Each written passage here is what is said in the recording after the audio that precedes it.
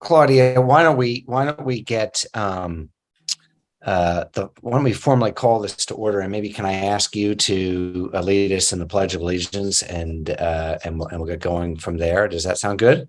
Yep, sounds like a plan. Can you hear Okay. me? Yes, I can.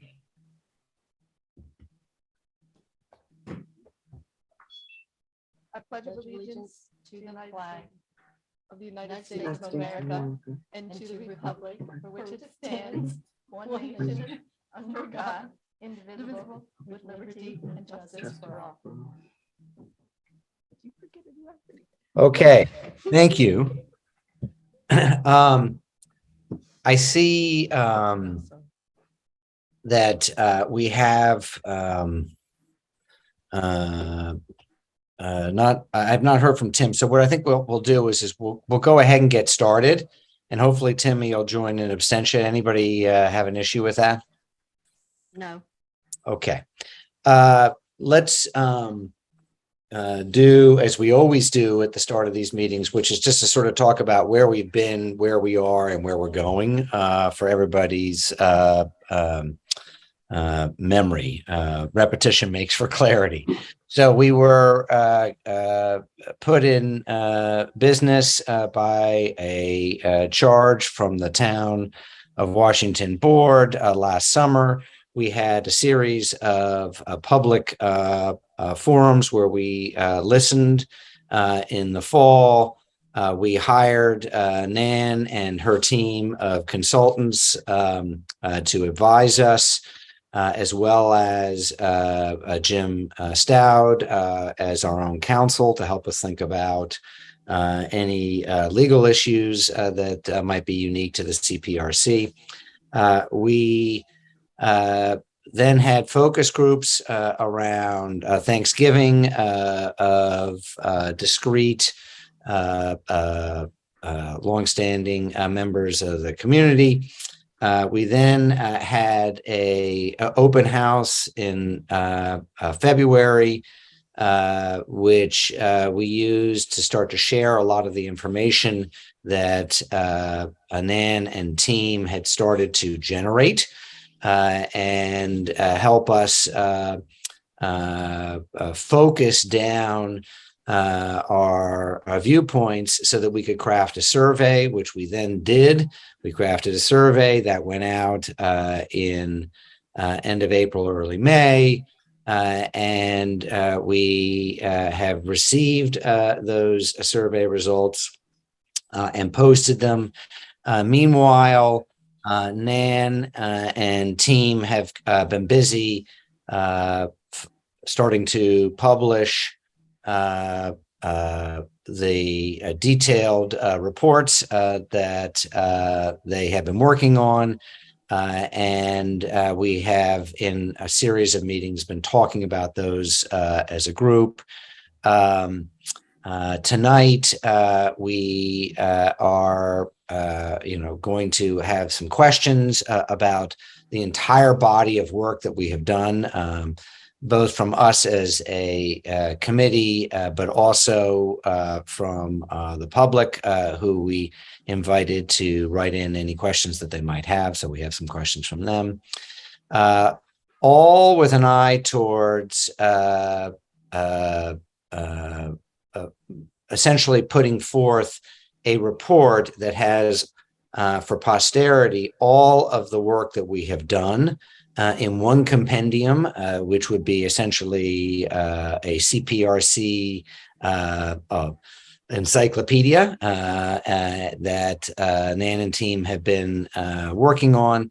Tonight, we will talk about one of the last pieces of that, which is the economic report, which we will be posting after this meeting.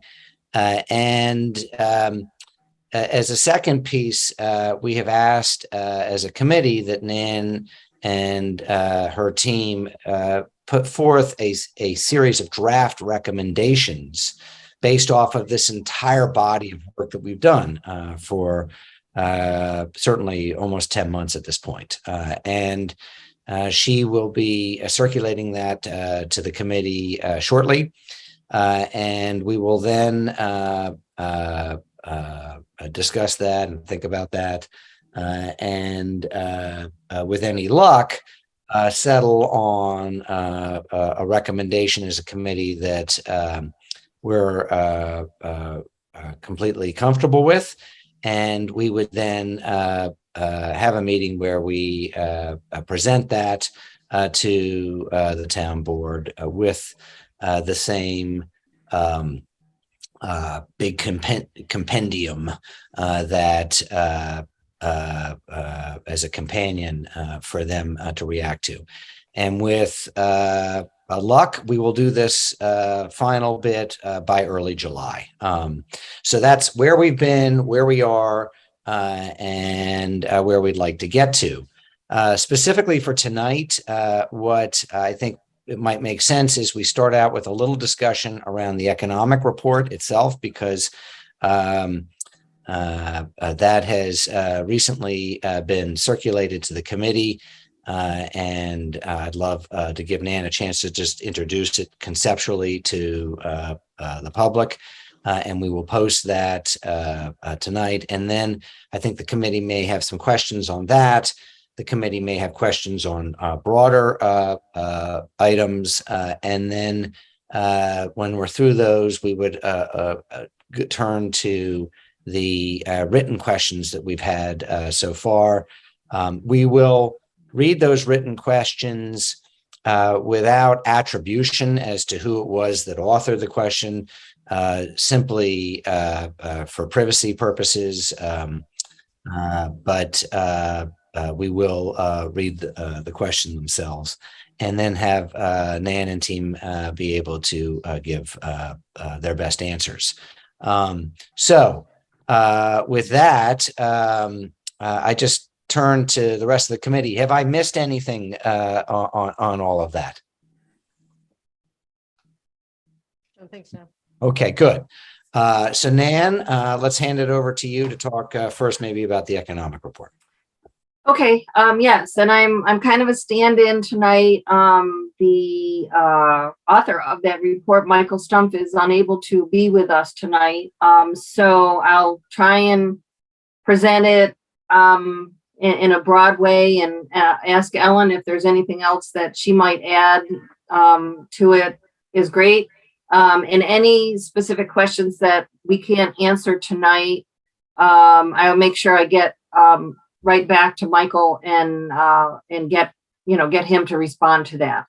So what this does was it looked at kind of current conditions and using data that's available to look at spending patterns and visitor spending and what the markets are based on real data of people visiting the area.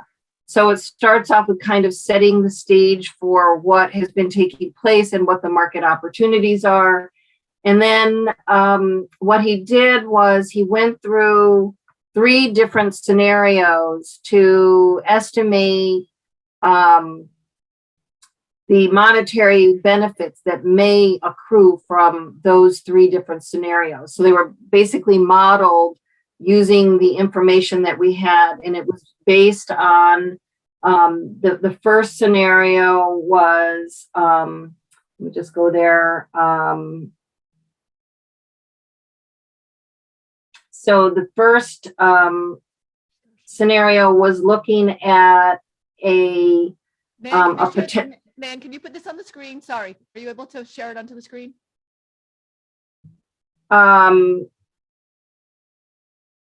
Let's see.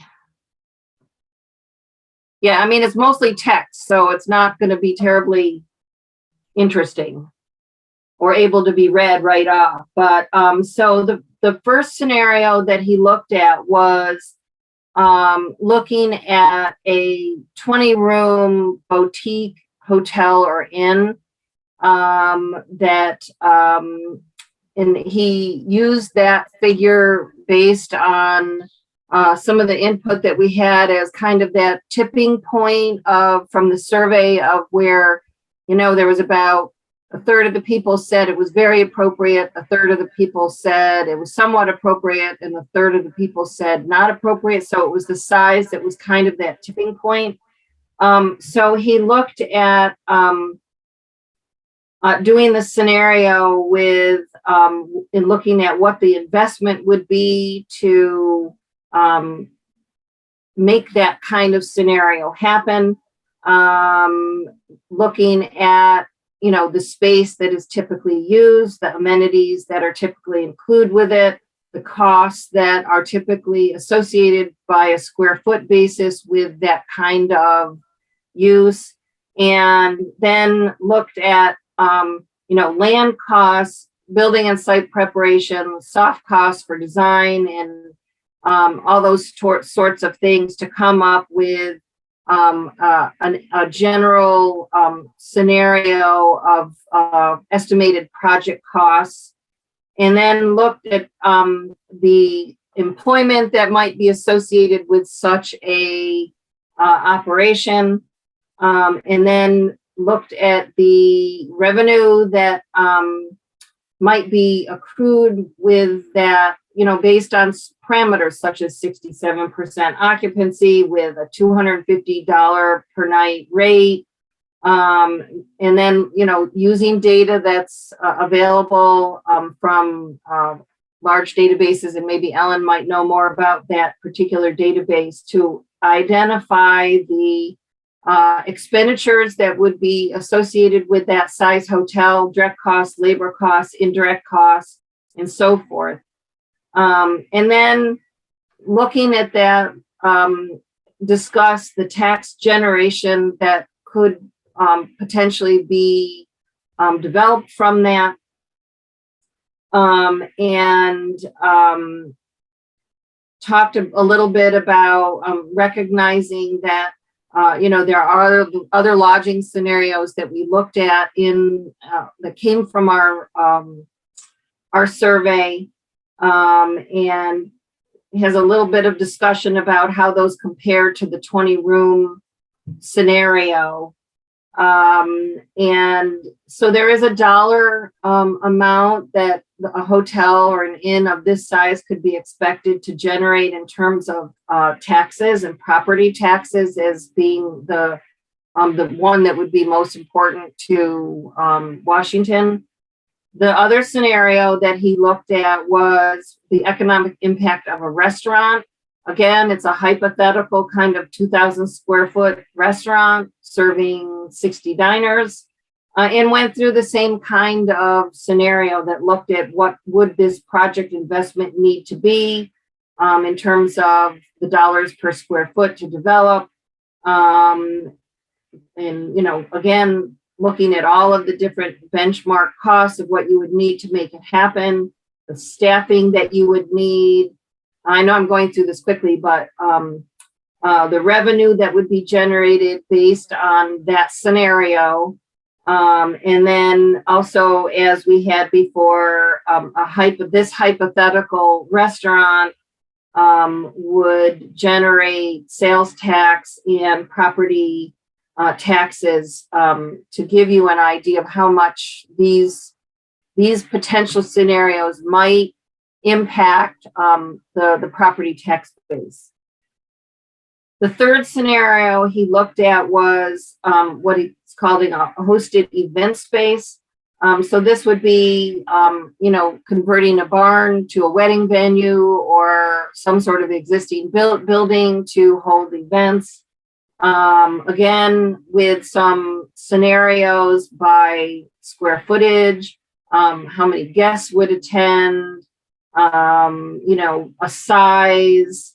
So there are definitely parameters that went into kind of defining what this event space could look like. Again, as with the other three scenarios, what kind of investment would need to be made, how much this might bring in employment, and, you know, what the total payroll might be, the revenue that might come from it, and comparing it to other similar event spaces in the Hudson Valley and what they're charging. you know, what the fees and the expenditures, and again, like the other scenarios, what this might yield in terms of taxes, property taxes paid. Now, what this does not yet take into account, that it all of our properties already have an existing property tax that's associated with them. They're already paying something for property taxes. So what this does not reflect would be the net property tax paid on that for that scenario. So that is something that we should note in here, that this is you know, not taking that into consideration. So in general, that's what this report does. And I'm going to, well, you know, I'll try and field questions that you may have about it. I may or may not be able to answer all of them, especially about the methodology and the database that he used. But before, the kind of companion piece to this, which has been quite a while since we've talked about, was the trends analysis that Ellen Pemrick did. And I just want to give her just a couple minutes to refresh everybody's perspective on the other part of the economic look that we did. So Ellen, if you could take a few minutes and just summarize that for us. Okay, I'll try briefly. So this piece really talked about traveler spending based on trends, both in the state and in Dutchess County and on the Hudson Valley, which were really, you know, pretty positive for the last couple of years up until COVID. And then that kind of changed the economic picture, as with all other kinds of businesses that shut down during those, you know, first couple of months of 2020. That, you know, really impacted, you know, visitor spending and, you know, the revenues of pretty much any kind of tourism related business. But this kind of talked about the tourism aspect of the Dutchess County economy, you know, relative to some of the other kinds of industries that are prominent, you know, the jobs that leisure and hospitality employment provide in the county, the region, and the state. Looking at accommodations in particular and the employment there. As I said, that was pretty stable up until COVID hit. And then I looked at some information that came out of a study that was done for Dutchess County Tourism in, I believe, was it 2018, and highlighted some of their findings in terms of the lodging market in the county and kind of what it consists of. You know, what are some of the newer properties, what the occupancy rates look like, you know, where some of these facilities are located, and so on. So I was really reporting the data that had already been collected a couple of years ago. And then I looked at the existing lodging supply in the county, kind of updated the information from 2018 again, and, you know, looked at the number of rooms, the number of facilities, some of the characteristics. For example, of about 81 properties in Dutchess County, about 47% of them have 12 rooms or less. So there's actually a substantial number of small accommodations, and most of those are B&Bs and inns, but I wouldn't say all of them are. There are also some very small hotels and motels. And there's been a lot that's been built in the last, I would say, last 10 years or so. Most of those, though, I would say are chains. There's some exceptions to that, I believe. Like the, I can't remember the name of it. There's a hotel that has spa services. And that's kind of a niche for that market. Moreau Inn, that was it. And then I pointed out a couple of other lodging projects that have been proposed. This is actually based on information that's pulled together by the county planning department. And some of those projects may never happen. Some of them are, you know, ongoing.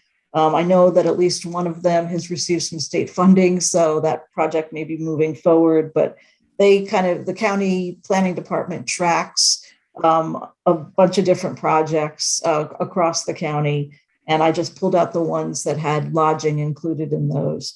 And until those applications are actually pulled from consideration, they're still considered active. So that's why I had those in here. And then I kind of highlighted some of the trends with the lodging industry during the pandemic, which I said were, as I said, were pretty negative, at least in those initial months. And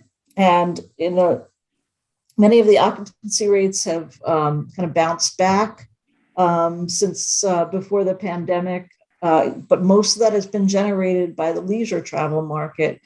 Business travel is not at the level it was before the pandemic, and some of the companies that look at these trends have said that the business travel market may not bounce back for a couple more years. So we're really just looking at the leisure market. And then I looked a little bit at the short-term rentals in the county, some information on, what's going on with those. I know that some communities in Dutchess County have been putting together some regulations regarding short-term rentals, but it certainly was worth a mention. And, some of the travel trends, both during and now that, I don't know if the pandemic, if you could say it's over, but sort of the high points of the pandemic are over. There have been some very positive trends in terms of the kinds of travel that people are looking for. And I actually read an article yesterday that noted that with high inflation right now, that people are really looking, as they were during the pandemic, for places closer to home to visit. Things like, family leisure trips, looking for outdoor recreation, visiting family and friends, traveling by car as opposed to by plane. And there's also been a big interest in both coastal and rural areas. Again, during the pandemic, that was largely to kind of stay socially distanced, but I think that's really continuing to occur. And some of the information I've seen about Airbnb during the pandemic showed that there was a great interest and a lot of revenue from people who are, going to those rural places and looking to getting into outdoor recreation. So that was really the kind of a quick, very quick summary of, which was, I think it was about 15 pages. And I don't know, I can take any questions if anybody has some. Yeah, and I just want to add that these two reports together were done to address one of the charges that the town board had charged the committee to look at potential fiscal, the fiscal impacts of hospitality uses. So this was to try and provide Ellen's part to provide kind of what's going on now, and Michael's part to give you an idea of some of the potential that certain scenarios of development might offer. So with that, turn it back to you for comments and questions, or Tim, wherever you wanted to go with this. I had a couple of comments and questions, but before that, why don't we just turn to the committee and see on specifically on the economic report reports. Okay. If let me just go around the horn. And first of all, Timmy, good to see you. And let me start with you. Any questions from your front? Nope. Okay. Buffy, since you're right next to Timmy, you get to go next. No questions right now. And then I'll start with the head of the table, which I think is Fernanda. Okay. Thank you. I found the report extremely interesting, but I have no additional questions to ask. Okay. And then it looks like Claudia is next there. I'm good. I have no questions at this time. And Margaret.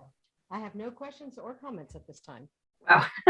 Okay, so I guess one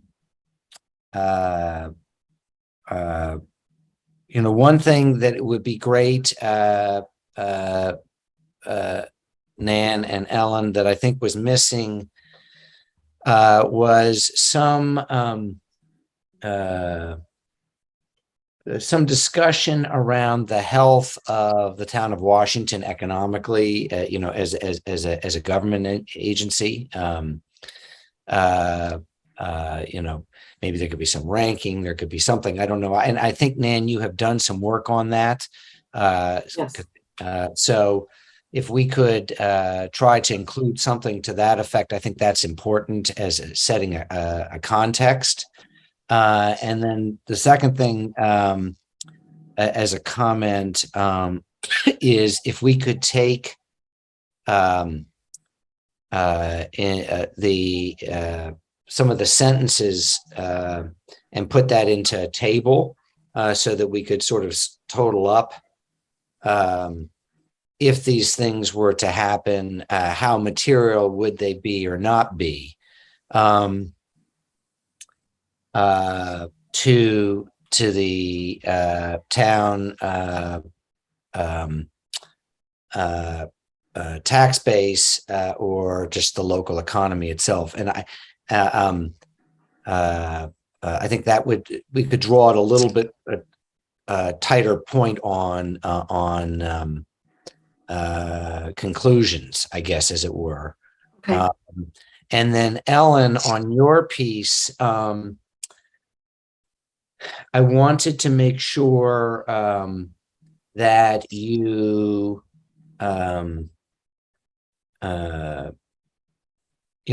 if we could get some sort of totaling of available rooms in what I would call as a reasonably narrow circle around the town of Washington. And I look to the committee to help on this, but I would say, for example, I think Troutbeck could probably fit. It's within driving distance. There's the place at right next to Hotchkiss. That might be able to fit. There is the White Hart Inn in Salisbury that might be able to fit. That might be Rhinebeck, just to try to get a flavor of total number of rooms and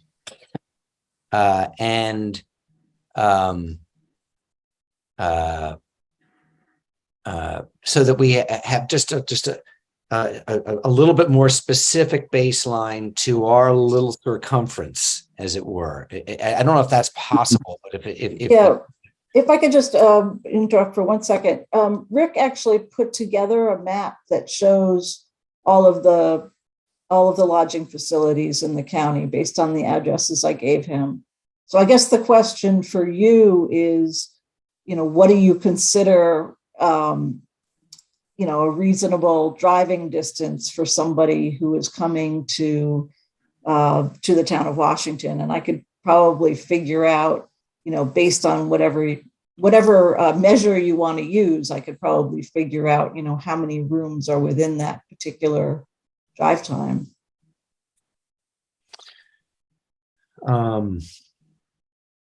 Okay. I mean, I assume somebody who's going to Millbrook could stay in Fishkill. I don't know. But Yeah, no, I don't think, I think that that's probably too far. So Okay, all right. I take your point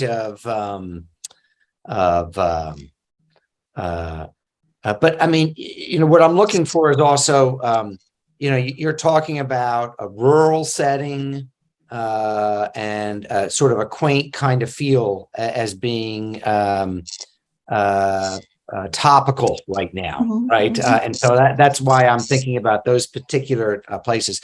Why don't I'll tell you what, let me, I'll shoot an email after this with just a specific suggestion on that.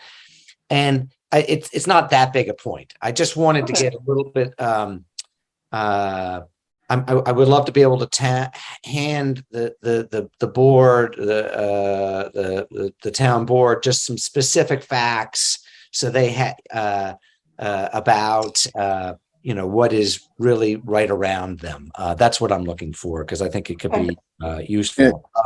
Tim, I might be able to help a little bit with some of that, but I would suggest something in the neighborhood of 15 to 17 miles, something like that. But in that area, there's quite a few smaller places. I could maybe give you some suggestions too. That would be spectacular, Tim. Thank you.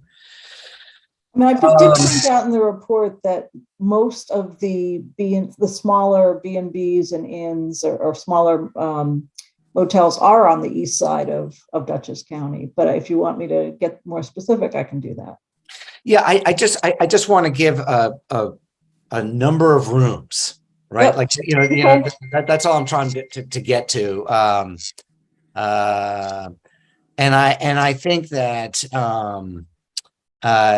remember, there's like Washington like we're in a weird place, right? Because it doesn't just have to be in New York. It can be just over the border into Connecticut, into Lakeville and Salisbury, or just over the border into Kent or into Washington, just over to Rhinebeck. That little piece, and that's probably about the 15-20 mile piece that Timmy's talking about. But why don't we get a little more specific offline? We've spent more time on it than it warranted. I just wanted to give the town board a number of rooms. That's all. Okay. And I haven't looked at Connecticut, but I probably can pull that together. Yeah, I mean, we can give it to you in a heartbeat. That won't be hard for you, Okay. for us. All right. I think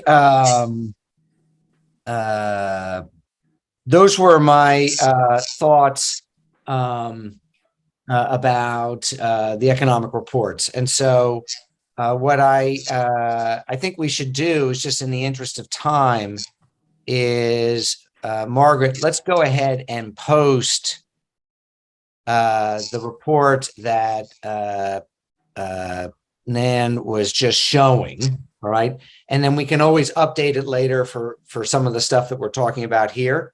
But at least we're just getting it out so everybody can start to digest it. Okay. Okay.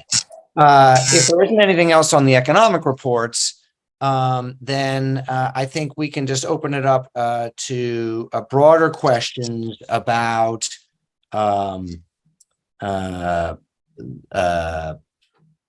really anything for the committee. We've all now had a chance to kind of chew on the survey, so there might be some nagging questions or new questions that are floating around on that. There's Rick's maps, which Rick, I adore those maps. They are both really quite beautiful, quite frankly, but also informative. So there's Rick's maps, and there is also, I know, a big. We've now gotten a draft of the compendium of everything. So really anything is fair pool. I know we've been asking along the way, so it may be that the committee doesn't have any questions, but it seemed to me, as we're getting ready for recommendations, this would be a good time for last questions. So again, I'll go around the committee, but this time I'll do it in reverse order. So Margaret, maybe I'll start with you. Anything from your friend? Yeah, yes, you're a winner. You're a winner. I still have no questions or comments at this moment. Okay. Okay. Claudia I'm good. No questions or comments. and Fernanda. I'm okay as well. All right. Buffy, to you. Not at this time. I'm still reading over this draft report that we got. So I will send some by email if I do have any. Okay, super. And then Timmy. Likewise, I'm don't have any questions. Okay. So my question, I have a question for Rick on the maps.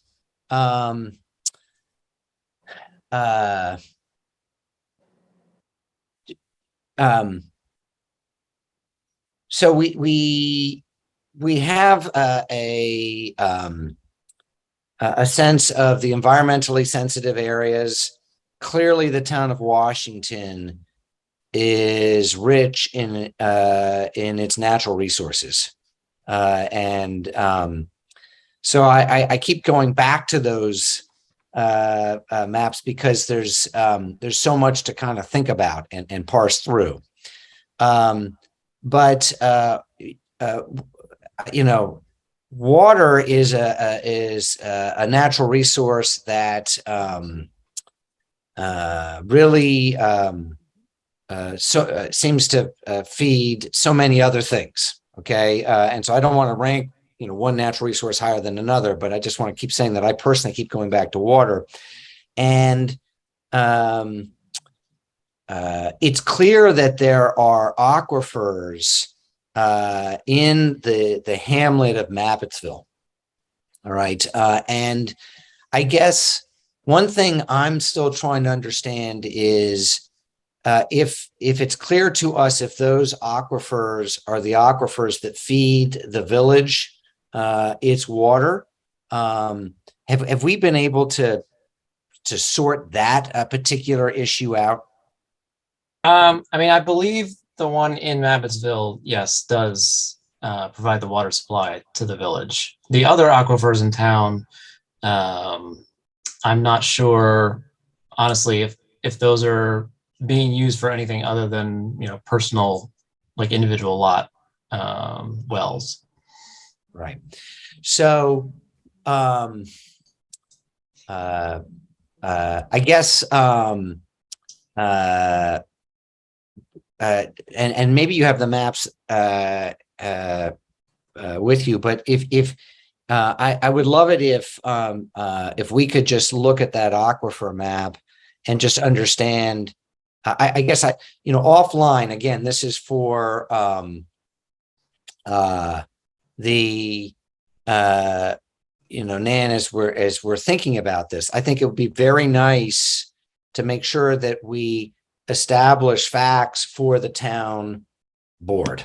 All right. And to the extent that, we can establish exactly where the village's water is coming from. And I think it is Mappetsville, the way I'm reading this. But I want to make sure, if that's the case, I'd love to make sure we make that crystal clear. Okay. Right. And this parcel right here that's showing as protected, that my understanding is that belongs to the village, and that is where they draw the water directly from that parcel. And then this area is the aquifer around it, but the actual wells, my understanding, is on this parcel right here.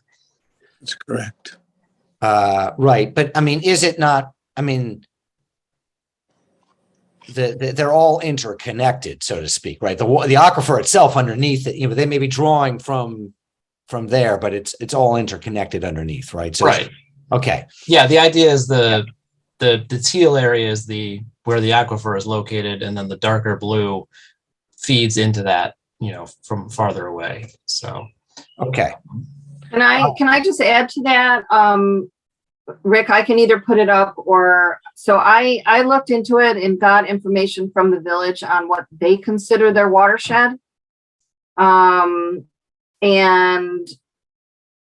let me just show this map. So this map here goes along with the village's public water supply law that is filed, title, whatever, I'd have to look it up, that's filed with the state.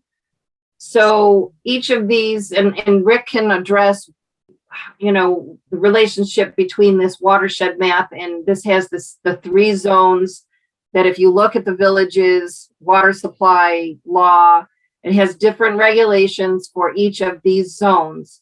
And the town zoning law, let me just move this up a little bit. The town zoning law has an aquifer overlay zone that has its own map and protections for water sources at the town-wide level, but has an important paragraph in the town zoning law that recognizes the village's public water supply and recognizes the village's public water supply regulations that go along with this. So there is definitely a tie, regulatory wise, between the town zoning and the village's water supply.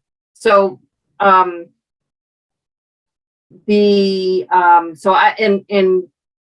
map, and correct me if I'm wrong, Rick, but the map that you shows townwide aquifers and not just the village water supply.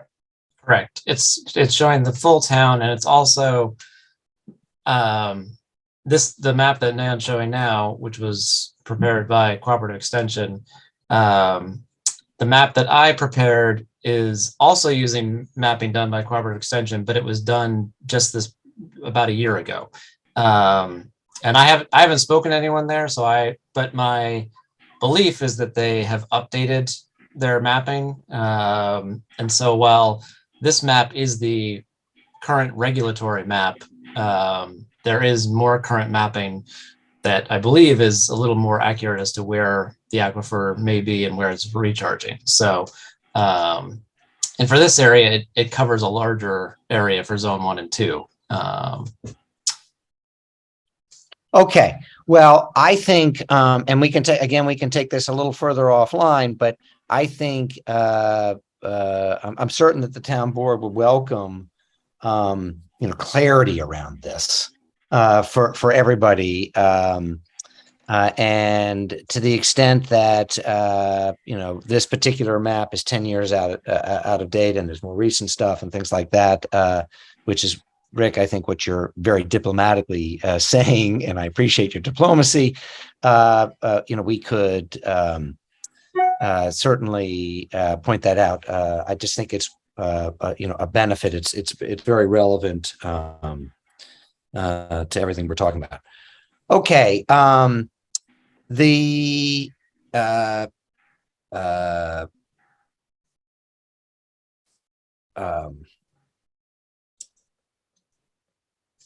That was, I think, maybe my biggest piece. Now, I have had a chance to read some of the questions that have come in from the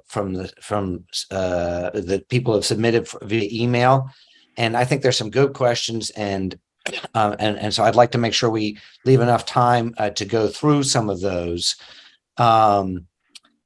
So I suggest we move to that phase of the agenda, unless anybody objects. Okay. So Margaret, our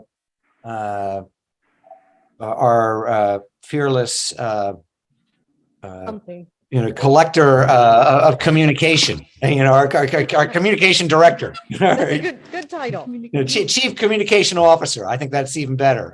Perfect. So do you want to start us off here with, in no particular order, some of what we got?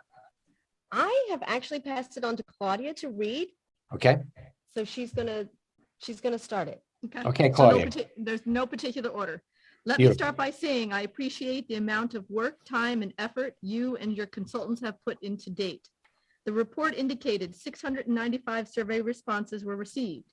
The town has approximately 4,700 residents, albeit some of them minors. All of them could be affected in some way by what changes you recommend. Is it possible that many of those people have different opinions than the more motivated people who did fill out the survey? Is it something for your final report to keep in mind when considering making changes to a town which presently, all things being considered, most people feel fortunate and happy to live in as is, as opposed to elsewhere? The survey may have fallen short by failing to ask people if they would be comfortable with the hospitality use next to them, and by extension, if they lived in any of the places they voted for a choice for hospitality. This information would also have been a good barometer to gauge how the majority of the town residents who did not respond would probably have felt if they did respond. If possible, please consider addressing that in some way. In your executive summary statement, you pointed out, generally speaking, in many questions, it appeared that respondents from the village were more open to new development than respondents from the town. I would suggest, if you have not done this already, you also point out in that same section where other substantive divergence in response occurred between town and village residents for the benefit of the public as well as the town board, who was the final arbitrator in the process. As far back as 1972, the master plan, the community has always had the same concepts in mind. Keep the town rural and aesthetically attractive and preserving and protecting environmental resources while maintaining Mabbittsville as one allowed commercial area in the town code and supporting the village of Millbrook as the commercial center for the town. The latter was to guard against village-like commercial activities, including hospitality from sprawling into the town, which once established become permanent additions. This concept is something that has served the town very well over the last two comprehensive plans and into the present. Please keep this in mind when making your recommendations. I do not believe changing that model is going to be the best long-term interest in the town, of the town. I do believe there may be one possible exception to that, the Cottonwood Inn Motel. It is a historically hospitality use, partially still operational, located very close to a commercial area in the town of Pleasant Valley. And in my opinion, in that capacity could serve most of the needs for future hospitality that may or may not come along for us. Thank you for considering these comments. Okay, Claudia, thank you for reading that. Now, obviously, Nan and team, there's some aspect of that that is where the writer is putting forth their, opinion, and they're very entitled to their opinion. But there are embedded in that a couple of specific questions, and so maybe we could try to tackle those. Sure. So, and I'll try. So, the question whenever we do public engagement for a planning process, where some people participate and some people don't, that's just a question that always comes up. Is like, how valid is our public engagement when, X percent of the community participated and the rest we haven't heard from? And I wish we had 100% participation, but that's just not how it works. So how we kind of look at that is we don't rely on any one method of public engagement, which is why the town board actually asked the CPRC to do a survey, but we did a lot more than the survey. And you had the listening sessions, we had the 2 focus groups, we had the online, the in-person and the online workshop results, workshops, open houses. We had input from you guys who represented the community throughout the process. So I think it's not really accurate to say that our recommendations as consultants are coming solely from the survey. But I will say that the input that we got from the survey and the major themes, which are reiterated in this letter about the importance of environmental protection, the desire for keeping the village, the center commercial area of the town, and recognizing Mabbittsville, rural character and community character, all of those things that are mentioned in this letter came up in everything that we heard. It came up in the open houses, the focus groups, and everything else. So we got consistent feedback on those themes, pretty much from all of the input that we did, that we received.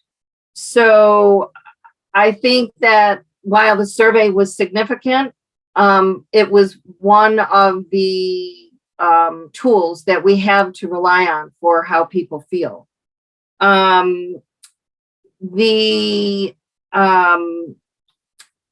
And I think that, you know, behind the scenes, I have not submitted them yet to the committee. That will be forthcoming because we're still writing and putting final touches on it. But I can say that your comprehensive plan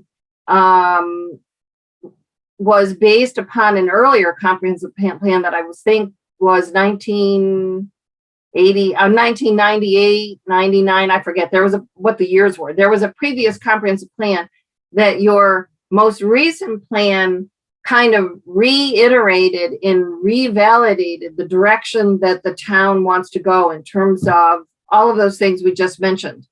And I think your current comprehensive plan is loud and clear about the direction the community wants to go.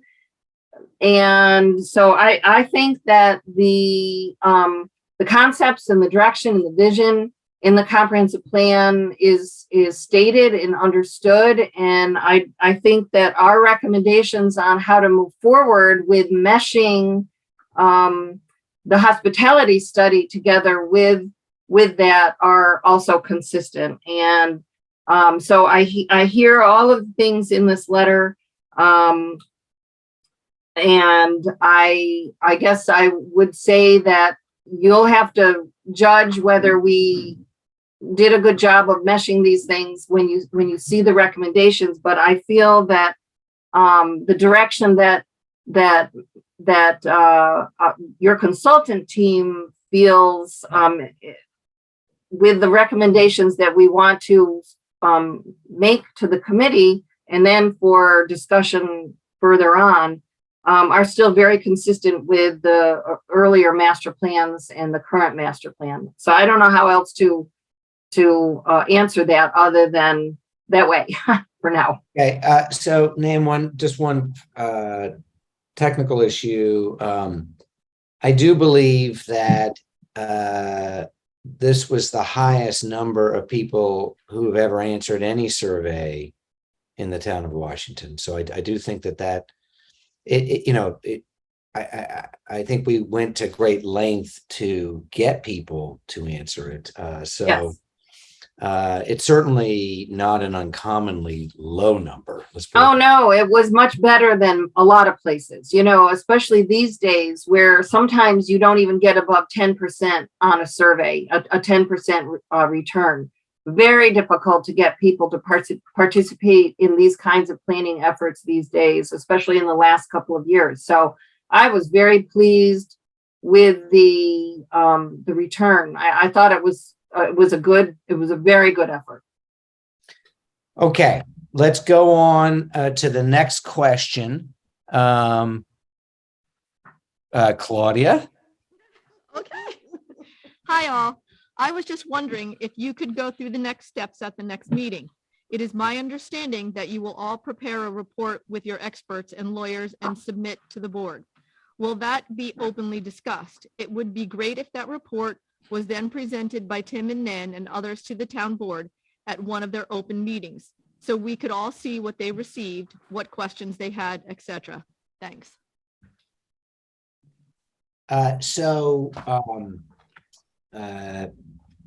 The answer is that we will present this to the entire community, and in particular to the town board. And we will attach to it not just the specific recommendations in response to the town charter to us, but also the full compendium. So that will be out. There will be no hiding from our recommendations, is I guess what I would say.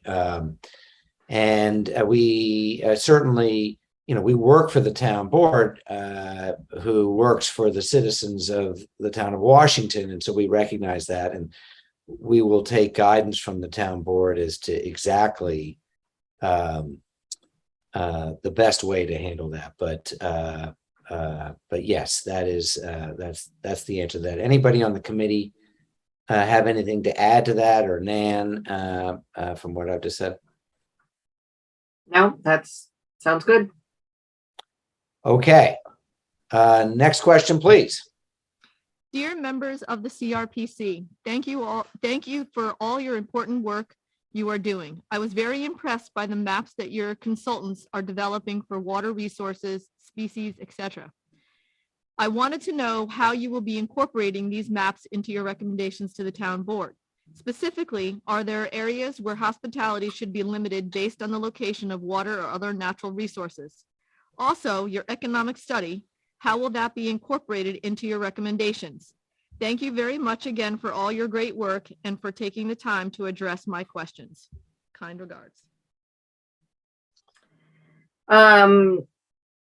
So the maps, We got to give Ellen and Rick some. yeah, okay, Rick, you want to jump in? Look, you guys are stars. All right. So the maps, first of all, every map is in that kind of compendium data report. So all of the maps are in the report, and I believe they are currently still available to look at online.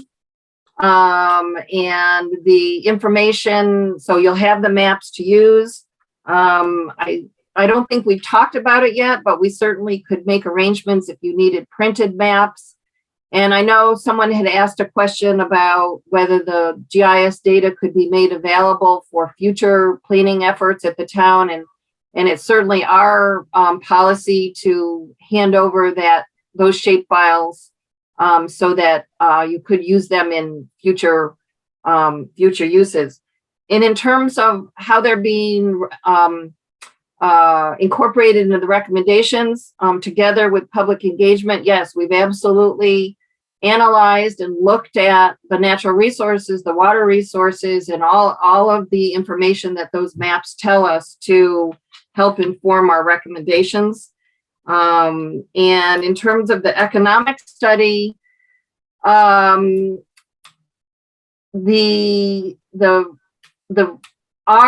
we're going to be handing to the town in the next few days, or to the CPRC in the next few days,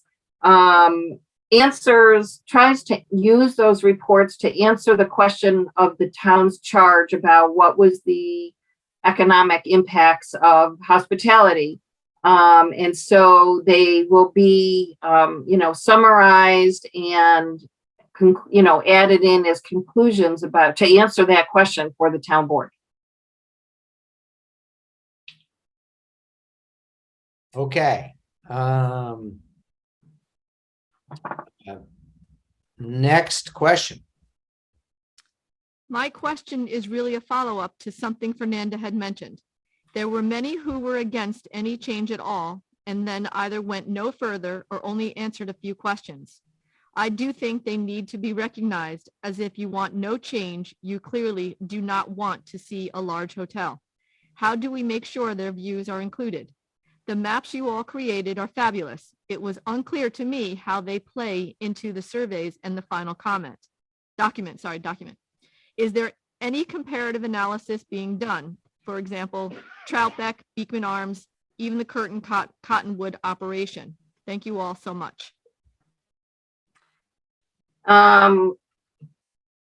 Let me start at the bottom of that. So I think when we're talking about the comparative analysis, I'm not exactly sure what that means, but I think Ellen's report and Michael Stump's report does address, and we have a scenario that looks at that kind of development and what that would entail and what that would mean from an economic perspective. I think I just answered the question about the maps. They certainly should. We didn't just do this to make beautiful maps. We did this to help inform decision making, and at least on our part of the recommendations, they certainly added to our understanding of development potential as a whole in the town, and specifically for hospitality. And so the question about the folks who said no, that they didn't want the comprehensive plan change to allow for more hospitality, we went further and looked at that group of people, and then there were 200 some odd, I forget the exact number, I'd have to look it up, that said no to that question. And then went on to look at how did they answer the rest of the questions to see if they answered the questions any differently in some way than the group as a whole, or by town and village. And there really was no significant change as to how they felt and answered the questions about size of size of property, concerns that people had over them, benefits that they might have. So all of the other questions that their answers tracked very similarly to all of the other groups and all of the participants at the same time. With that said, though, I think that, I mean, again, I can only speak for myself. The committee is going to have to take our recommendations and accept, edit, or reject them. But from my perspective, I think that everyone's opinion mattered. It all contributed to our understanding of what's acceptable and not acceptable and where those tipping and balance points are. Planning is all about finding a balance between most of the time, competing points of view. So I can only say for myself, I believe very strongly that everyone's viewpoints have been taken into consideration on both sides, and looking at where the majority of folks were, but also looking at what the concerns of the people were who said, that this needs to be carefully done. So we'll be submitting our perspective to the committee, and then the committee will have to take that and ultimately decide if they agree or disagree with what our perspective is. So I think that I don't know, I don't want to say it's like a platitude that I've heard you, but I have heard you, and I think that that's reflected in the recommendations that will be coming soon. And, you'll have to judge whether that is true or not. Okay.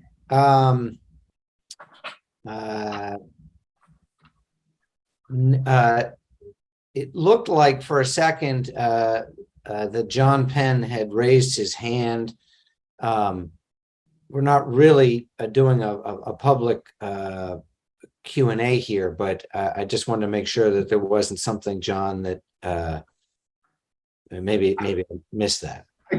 I did. I just had a quick question, and I know questions were submitted ahead of time. This was more specifically about looking at the financial impacts, and are we doing any adjustment based on like the Fed's raising of interest rates and the current state of kind of policy, like just because that probably would affect the financial impacts of both those looking to invest in building as well as their long-term profit. So just curious if that had been something that had been looked at. So, obviously, the Fed's posture has changed a great deal during this report, during this committee. And it's changed a great deal even in the last week as a practical matter. I think it's a very astute question. And I think the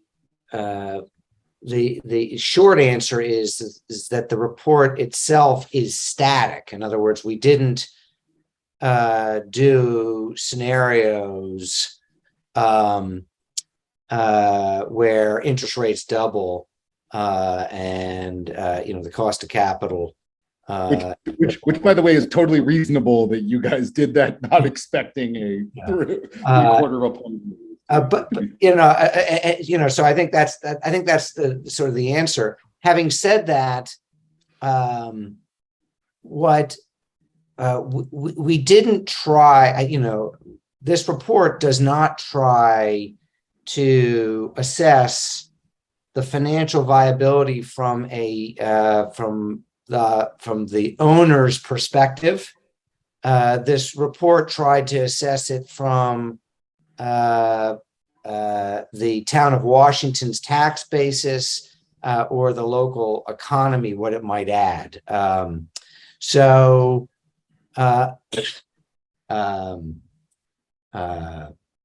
But again, I think what I'm going to do is it's a good question. We're going to keep moving, and I think when we get to everyone's going to have to judge us on the actual ultimate recommendations, right? This is just one small ingredient in the sauce that we're mixing in. All right, so let me go back to the formal written questions. Are there more? There's one more. Last one. Hi, all. Sorry that I missed the deadline for the questions, but this question is the same question I proposed in the survey I filled out, as well as a question I asked in public meetings held over the last 2 years on Zoom before the committee convened. When is the town of Washington's comp plan going to be reviewed for the purposes intended by that 2015 plan to update town zoning codes for the protection and preservation of environmentally sensitive areas of the town of Washington?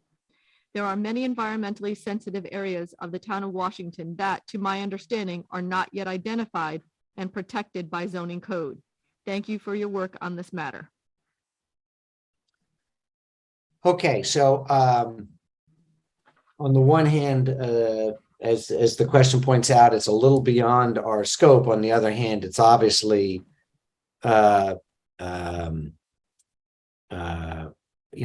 So Nan, do you want to take your best stab at that? Yes. And the answer is yes. Yes, I think there are many excellent recommendations in your 2015 plan that look like they have not yet been fully implemented. And specifically about the environmental resources. And I think the mapping that Rick did and the more detailed information that we now have as part of this process will help the town immensely in identifying what those are. And I can, again, in my recommendations, I have pointed that out and recommended that the town move forward on fully identifying those resources and following through with the recommendations that were in the 2015 plan. So I have something in there on that very topic. Okay, so that's a spoiler alert because even the committee hasn't even seen those. So I know. I felt like I had to say something. We just got a reveal, but that shows you. I do think that the public forums, the focus groups, the open house, and the survey have all reflected a lot of interest in this area. So that's I think why maybe Nan, it might have crept into your recommendations, but we'll see. Okay, so no other questions, Margaret and Claudia? No. Nope. All right. Any other questions since anybody's on the phone that haven't been asked? Okay. All right. So to reiterate for everybody, we're now going to get from Nan and team their recommendations. That's the next step. And we're going to start chewing on that. So we're getting into the phase, sort of the last inning of the CPRC's work. We really appreciate everybody who is zooming into these and participating and writing questions. we welcome it. We're spending a lot of time on this. And we like the fact that other people who aren't on the committee are also spending a lot of time on it and appreciate it. With that, unless the committee has anything else, I would call the meeting to an end. Ideally, we will schedule our next meeting when we're a little bit clearer about, Nan, your specific timetable and the like. So I really want to thank both Ellen and Rick for participating tonight as well. I know you guys have a lot going on. It's a busy time in planners' worlds. So thank you for joining us, and to the committee itself, thank you very much as always. Okay, have a good evening. Okay, take care. Bye-bye.